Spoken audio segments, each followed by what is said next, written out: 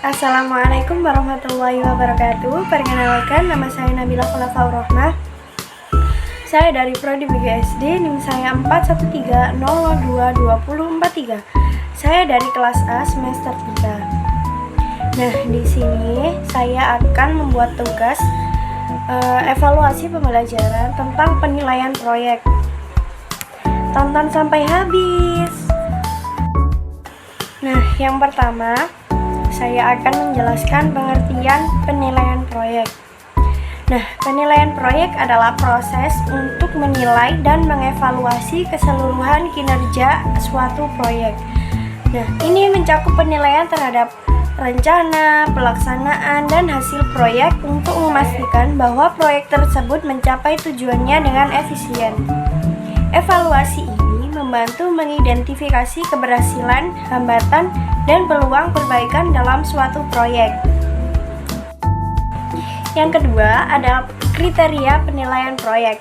Nah, untuk anak SD dapat mencakup aspek-aspek yang mencerminkan pencapaian tujuan proyek dan memberikan ruang bagi variasi dalam bentuk pengukuran yang sesuai dengan tingkat perkembangan mereka. Nah, di sini saya akan menjelaskan beberapa kriteria. Yang pertama ada keterlibatan.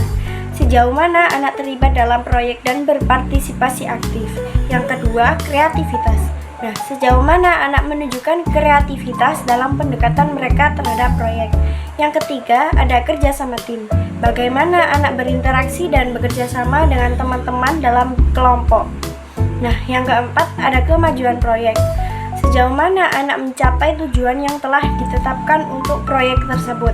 Yang kelima, ada pemahaman materi. Nah, sejauh mana anak memahami konsep atau topik yang terkait dengan proyek. Nah, saya menjelaskan hanya 5 saja, masih banyak lagi. Kriteria ini dirancang untuk mencerminkan perkembangan anak-anak SD dan memberikan gambaran menyeluruh tentang kemajuan dan pencapaian mereka dalam suatu proyek. Yang ketiga ada langkah-langkah penilaian proyek untuk anak SD ya. Yang pertama, pilih tema proyek. Nah, kita itu mau memilih tema apa? Nah, saya ini memberi contoh kegiatan bercocok tanam. Yang kedua, buat tujuan proyek seperti menanam contohnya menanam bibit sayuran dan merawatnya hingga panen kecil. Yang ketiga, ada bagi tugas tim. Nah, tentukan siapa yang akan menyiram tanaman, siapa yang akan mencatat perkembangan, dan siapa yang akan membuat poster proyek. Yang keempat, ada waktu pelaksanaan. Jadi kita menentukan waktu pelaksanaannya. Proyek akan berlangsung selama 4 minggu. Yang kelima, ada contoh pembelian bibit dan pupuk dengan anggaran maksimal 50.000. Yang keenam, ada pengukuran kesuksesan. Nah, contohnya mengukur kesuksesan dengan melihat pertumbuhan tanaman dan panen hasil. Yang ketujuh, ada partisipasi kelas. Melibatkan setiap siswa dalam proyek dengan memberi tugas yang sesuai dengan kemampuan mereka. Yang ke-8, ada evaluasi akhir. Nah, mengadakan pameran hasil di mana setiap tim mempresentasikan proyek mereka dan hasil yang telah dicapai. Yang ke-9, ada umpan balik. Nah, memberikan umpan balik positif kepada setiap tim dan memberikan saran untuk meningkatkan di masa depan. Yang ke-10, ada pelajaran yang didapat. Nah, menanam memiliki tantangan dan kepuasan dan penting untuk bekerja sama dalam tim. Nah, dengan langkah-langkah ini, siswa dapat belajar tentang perencanaan, kerjasama, dan akhir proyek mereka. Ini juga memberi mereka kesempatan untuk merasakan tanggung jawab dan keberhasilan.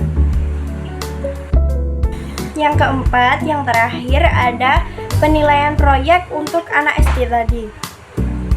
Nah, pertimbangkan kriteria yang sesuai dengan tingkat perkembangan dan pemahaman mereka.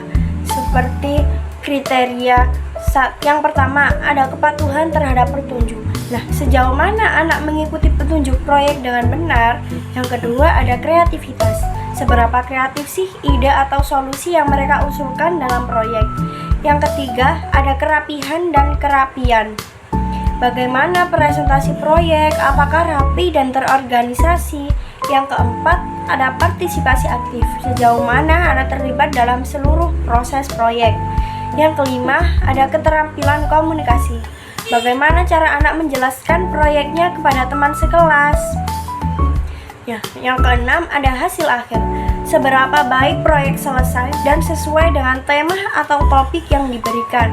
Nah, penilaian semacam ini dapat membantu mengukur berbagai aspek proyek anak SD secara holistik.